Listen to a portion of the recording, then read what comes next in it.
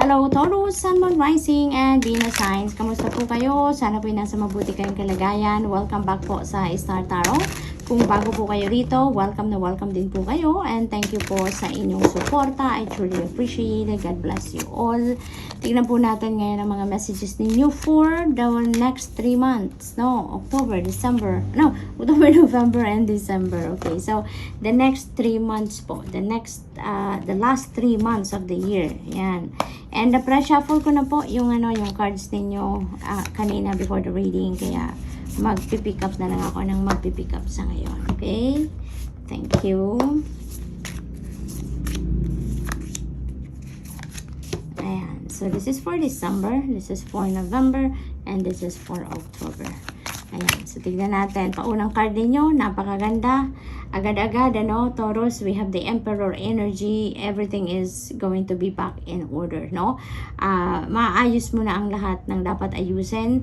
You will be back in your throne. Kaya kumbaga, na kayo ngayon, yung very powerful kayo ngayon. Kung ano yung naiisip ninyo, kung anong gusto ninyong gawin, you're going to go for that talaga, no? Sisikapin ninyong mangyari ang gusto ninyong mangyari dito.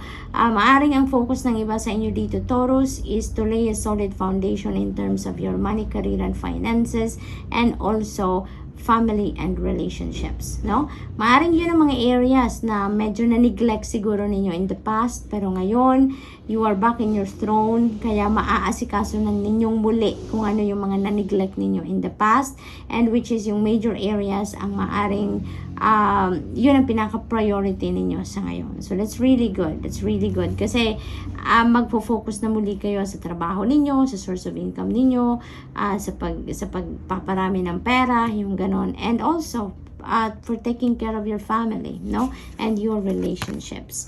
We have truth. Ayan, there is some truth that are coming to light dito for some of you, no?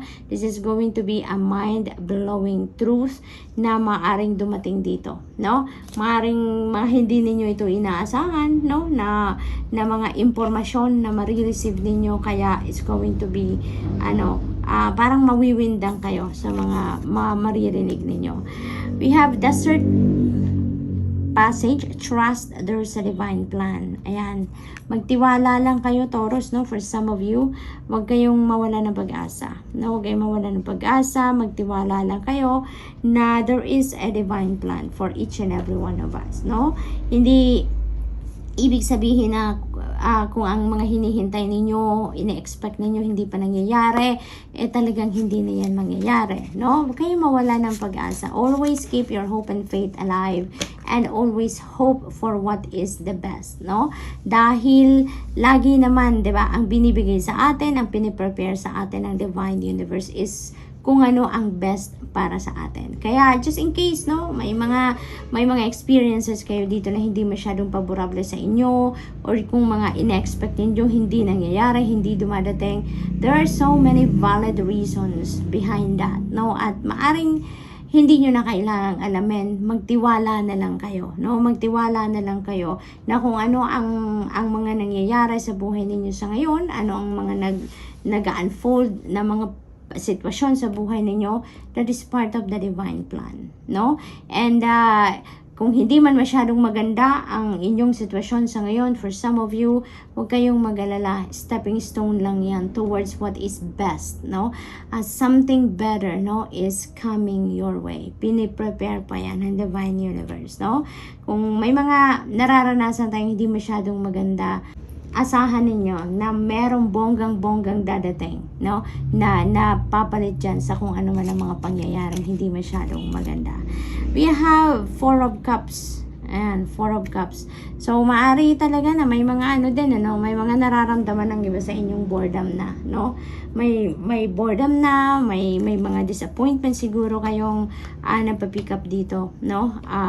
Sa sitwasyon ninyo. It's because also, no, hindi ninyo din nakikita, no, kung ano ang nasa paligid ninyo na magagandang pangyayari, because maybe you are focused on your disappointment or doon sa mga frustration na naranasan ninyo recently, no?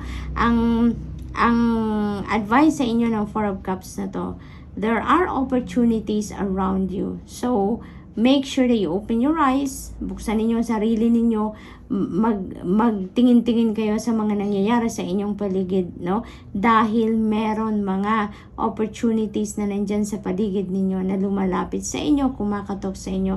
Maaring ini-ignore nyo lang siguro ang mga kumakatok sa inyong opportunity, or maybe talagang totally hindi ninyo pinapansin because maybe you are so focused on what you don't have, or maybe you are so focused on doon sa mga dahilan ng naging dissatisfaction ninyo sa buhay, or disappointment or frustration sa buhay, no? So ang advice sa inyo ng Four of Cups, buksan ninyo ang inyong mga mata, ang inyong sarili, pakinggan ninyo ang mga sinasabi ng mga taong nasa paligid ninyo, because maybe someone is offering you a beautiful opportunity dito, no, na you don't want that to let go, okay, or to slip away from you. So we have 7 of swords around November, Taurus. There are maybe low vibration people around you, no? Kaya mag-iingat kayo dahil this is a low vibe energy, no? This is the energy of cheater, liar, and stealer. So maaring meron diyang mga scammers, mga pwedeng mambudol sa inyo, or mga sinungaling sa paligid ninyo. So be vigilant, okay? Be a keen observer and be vigilant, okay? Nang hindi kayo mabiktima ng mga ganyang klaseng tao. So we also have taking risk. Ayan. So maybe this is the time, no, for some of you in November na mag-take risk kayo, no? Maaring this is a time na mag-try kayo ng something new, something different, something na it will require you siguro to get out of your comfort zone, no? So, yun ang aking napipick up dito. Pero, alam nyo, nakikita ko dito, you are going to. Now, you are going for it. Maaaring may opportunity dito sa inyo that is going to require you to take risk, and you will, no? Yung parang kukunin nyo talaga ang pagkakataon na yan. Because, maybe you will realize na ito na rin yung pagkakataon ninyo para mag-improve kayo, para mag-evolve kayo into the best version of yourself, at saka matuto kayo ng mga bago, no? Learn something new dito. Learn lessons, no? Sa ibang scenario naman. So, maaring ganon ang magiging sitwasyon ng iba sa inyo dito, Taurus. So, good luck. We have faraway places. Ayan, get ready for new horizons. So, talagang maaring ito yung yung iti-take risk ninyo, yung pagtatrabaho sa ibang bansa, sa malayong lugar, no? Pagtatry ng buhay, no? Sa ibang lupain, maaring ganon, Taurus, ang ganap dito. So definitely there is travel involved dito for some of you, Taurus. So maaring yung travel na to is related to job opportunity overseas, or maaaring opportunity to migrate, or maaaring business opportunity to na may require you to travel frequently. Maaaring ganun ang ganap dito, Taurus. So good luck, and congrats. We also have the Emperor energy. Ayan, so look at that. Dalawa na yung Emperor energy natin. So talaga, Taurus, no? You will be the boss, no? Ngayon, talagang you will be back in your throne ngayon, Taurus, at kayo talaga ang very powerful kayo around this time, no? Towards the end of the year, you will be very powerful.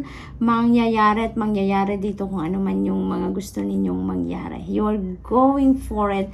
Walang makakapigil sa inyo, no? Dito sa mga desisyon na gagawin ninyo dito. So this is really beautiful kasi you're going to make sure that everything is in the right place, no? You are going to make sure na everything is in order. Maari din, Taurus, na mapapromote ang iba sa inyo dito into a leadership role, no? Yun ang aking napipick up dito for some of you. Maaring meron ditong pagkakataon or oportunidad ang iba sa inyo na mailagay sa position of authority, no? Or aangat na kayo, no? Doon sa managerial position siguro sa inyong pinagtatrabahuan. So, congratulations, Taurus. December. Ten of Wands. Ayan. So, there is ending and beginning energy dito sa Ten of Wands. So, there is something na you're going to put an end to that na, no? Maaring yan ay trabaho, no? Maaring yan ay, ang iba sa inyo siguro working long hours. Ang iba siguro sa inyo is, maraming ginagawa sa bahay, maaring ganon, you're taking care of everyone and everything. Kaya medyo siguro it's taking a toll on you already, nai-stress na kayo, nakakaramdam na kayo ng pagod, ng overwhelming na pagod and stress, no? For some of you. Kaya handa na kayong ibaba kung ano man ang mabigat, no? Sa pangangatawan ninyo, sa katawan ninyo, sa isip ninyo, sa dibdib ninyo. So, dito you're going to decide na, no? Some of you, Taurus, in December, parang as the year ends, no? Parang tatapusin nyo na din kung ano din ang nagpapahirap sa inyo, no?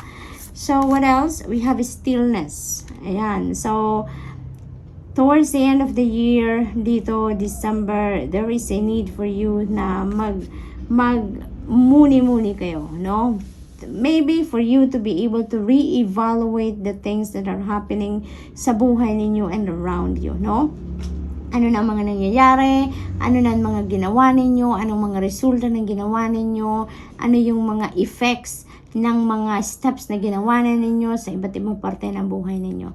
So, parang re-evaluation time ninyo ito, Taurus, kaya naman you're being invited here to put yourself into stillness. Nang sa gayon, magkaroon talaga kayo ng oras with yourself, no? Para nang makapagmuni-muni, makapag-reflect, makapag-introspection man lang kayo dito, no?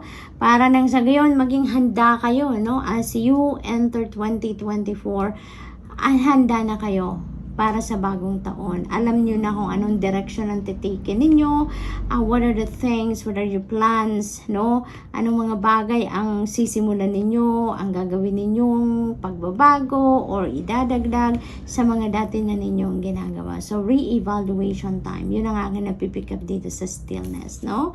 First light, beginning a new cycle. Yeah. So, talagang new beginning energy. This is also a new beginning energy. So, definitely, no, meron kayong bagong simula dito in December. Meron kayong bagong gagawin.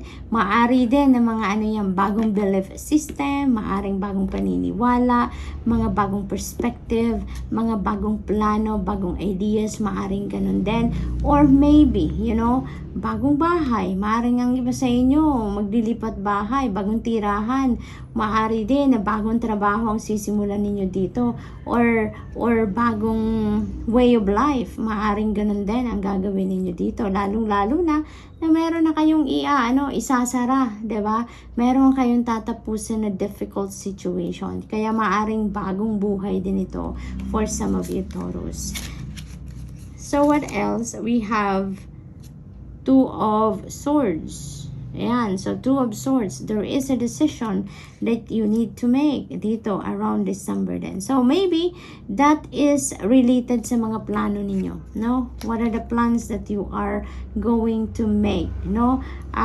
Towards the end of the year and as the year starts, as the new year starts. So maaring yun, no? May mga decision making kayong kailangan gawin dito and maybe pinag-iisipan ninyong mabuti yan, no? You're still thinking about that maybe for quite some time na. Kaya siguro din kailangan ninyo ng stillness. Kailangan ninyo na mag-reflect, magmuni-muni so that also you can make a good and fair and sound decision. Diba? Kasi mahirap mag-desisyon kapag lagi tayong busy, lagi may ginagawa, laging may iniisip na maraming bagay, obligasyon, responsibilidad. Diba?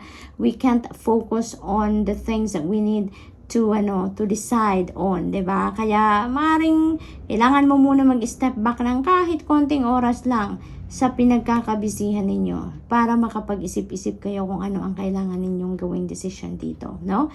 So good luck, Taurus, and that's all I have for you for today. I hope nakatulong ang mga mensaheng ito in some way. Thank you for watching. Love and light. Namaste.